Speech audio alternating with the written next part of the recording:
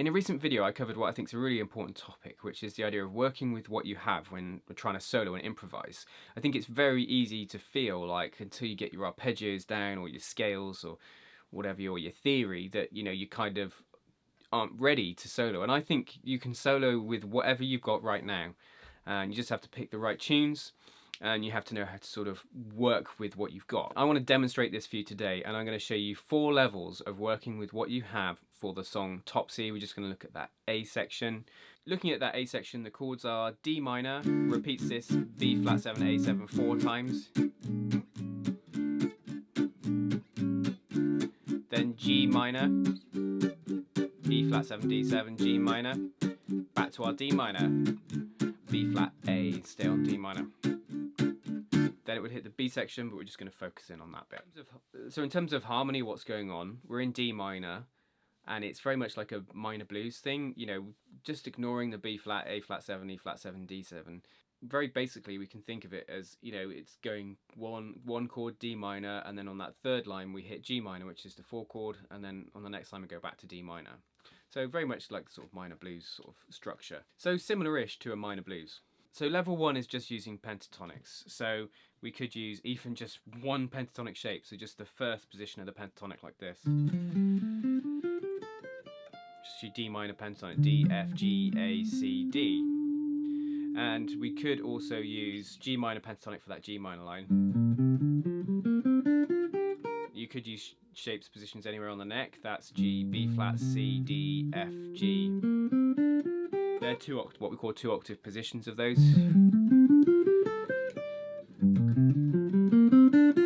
Now the melody of this tune, Topsy, it's very riff orientated, and we can achieve the same sort of things with the pentatonic scale. So let me put the track on and I'll loop the changes and just sort of show you how you could use the pentatonic to get started. Here we go, D minor.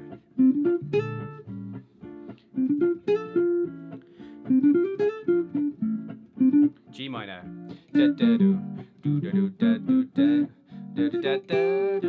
D minor. And you could just practice the scale up and down. D minor. Start off with, then G, D, and really you're trying to create phrases and melodies. Da da da da do da da do. Do da do da do do da do da do da do. G minor. Da do da do. Do da do da do da da. Da do da do da. Do da do da do da. Now I'm making big inefficient leaps. You could find G minor up here.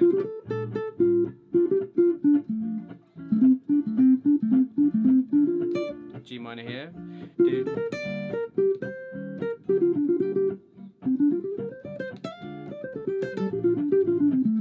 So that kind of idea, and it can start really simply. Do do do do do do do do do do do do do do do do. G minor. Do da do do da do do da do da do do da do. Very simple phrases. I'm singing what I play. I like to try to do that, and I play more melodically rather than just sort of you don't want to be moving your fingers around through scales without sort of an awareness of the sound or what sounds you're trying to create. So pentatonic, create riff orientated phrases. I'm not sort of overtly thinking about the chords there. Obviously I'm playing to them because I changed from D minor to G minor pentatonic, and that works well. If you just stay in the D minor, you can probably get away with it, but you haven't got all those notes that you want. You haven't got the B flat, the minor third of the G minor, which is why I think it's good to move for that. So that's level 1 using the trusty minor pentatonic. For level 2 we're going to use the blues scale, which is just going to add 1 note to those scales. The flat 5. And it's an A flat that we're adding, or a G sharp. There. Again, you could do G minor in a place up here, probably better to, but just for ease, I'm going to go.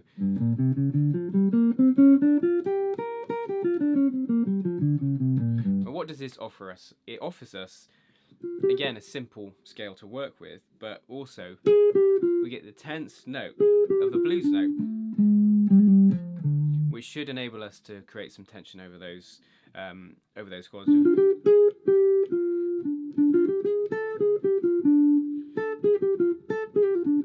try that.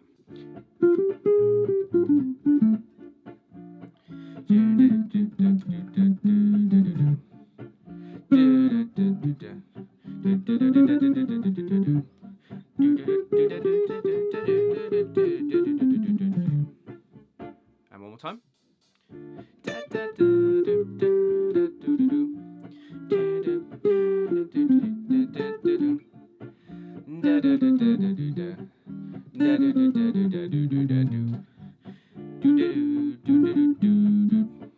Finding that tension, setting it up, and then releasing it like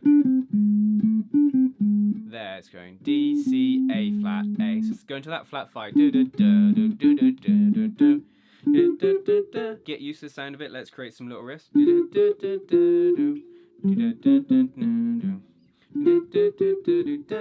And for the first port of call with a scale like this, you know, just play it in time to the track, you know.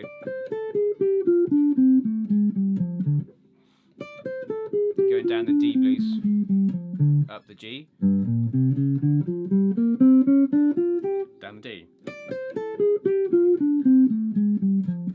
Once you can do that comfortably, you can branch out into phrasing. Those riff-orientated sort of things work well over these changes. Level 3, let's use triads, and we might bring a couple of other notes in too. So let's think D minor triad, we could just have this, D, F, A, G minor triad, G, B, flat, D. We could get the octave on the top, D on the top, G on the top. And yes, obviously there are those chords, the B flat 7, the A7.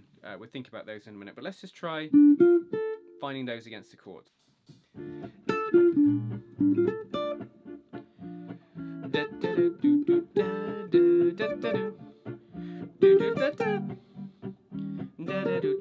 Back to G minor. Do that again. Play it very simply first.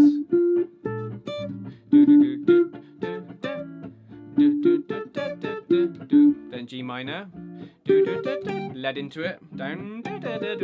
Down D minor. Up. Now that's going to get a bit boring after a while. Let's now think about that B flat 7 and the E flat 7 and the D7. Now those chords move so quickly you can't think about everything, but let's just try to give them some thought, and we'll just play the root notes of those chords. So we'll have our D minor triad, we'll have our G minor triad, and then we'll have the note B flat to A there, and E flat to D there. So when the B flat 7 to the A7 comes in, I might go B flat A, not every time necessarily. And on the G minor bit, when it goes E flat 7, D7, I could go. Let's hear what that would sound like.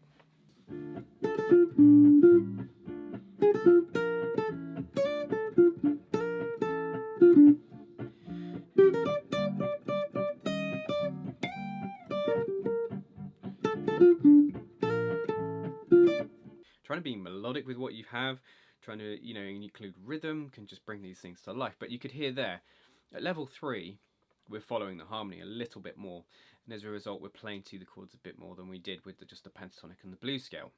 Now to explore that level a little bit more, we could add some extensions to the triad. We could make it sort of 4-note chord sound. We could have D minor 7, add a C, D minor 6, add a B, D minor, add 9, add an E on the top, or I like adding the 6th and the 9th, so that's an E and a B. Could do the same with there's G minor 7, adding an F, G minor, add 9, G minor 6, 9, and add the 6th. And we could add that in. Let's hear what that sounds.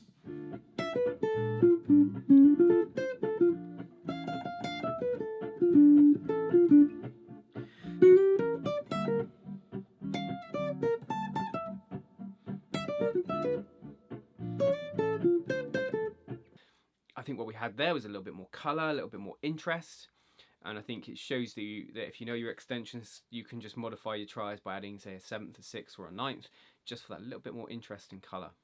So at level 2 and level 1, we were just sort of taking scales, blanket, putting them over the chords, just trying to create phrases over the top.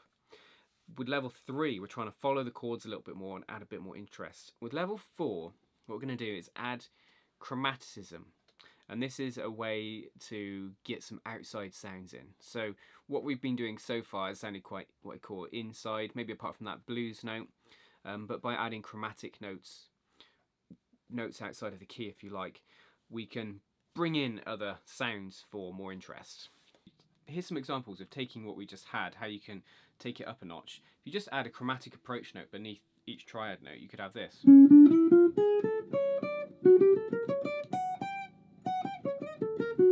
Bit Django Reinhardt-esque. So that's going, instead of D, F, A, D, we're going C sharp D, E, F, A flat A, C sharp D. And the equivalent for G minor, F sharp G, A, B flat, C sharp D, F sharp G. What these chromatic approach notes give us is some tension to play with. Then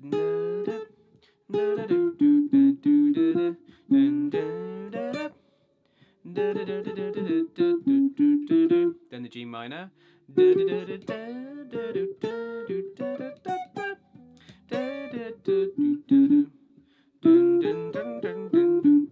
That type of idea. Now with chromaticism, there is something to be said for where you place chromatic notes, but I think, you know, just as an entry point into it, you can fill the gaps between scale notes or triad notes. So say if you've got D, F, A, you could go fill the gap between the A and the F. So you go A flat, G, G flat, F, D. A, F, D is still central, but then that chromatic fill gives us a really, you know, really nice feel. We could do something similar on the G. That works well, and you could fill gaps between any of the chord tones and experiment with that, and with the scale as well. So say if you've got, you know, that pentatonic, fill the gap between the G and the F, fill the gap between the D and the C. Just play about with those kind of ideas. And going back to the beginning of this video, this idea of working with what you have, hopefully I've illustrated that, you know, you can make music, you can solo, you can improvise with different tools, with whatever tools you've got. It's about working with the right tunes which aren't too complicated, too difficult for you at that moment in time. It's about having the confidence to work with those ideas. It's about not feeling like, oh, do you know what, I'm not quite ready for improvising, I still haven't got these things down. Just, you know, you need to be practicing it to develop the skill of developing melodies and hearing, you know, and applying what you're doing over chord changes, because that's the difficult thing. The chord changes moving in real time, things happen quickly. And I think a lot of this comes down to you play well over the chord changes when you know them really well. You know those chord changes, the backing track or your loop is going on and you're not thinking about it at all. You know where you are within it and you're not getting lost, which comes from, you know, really good thorough knowledge of the chords to the tune. Anyway, if you've got any questions about this, then leave me a comment below.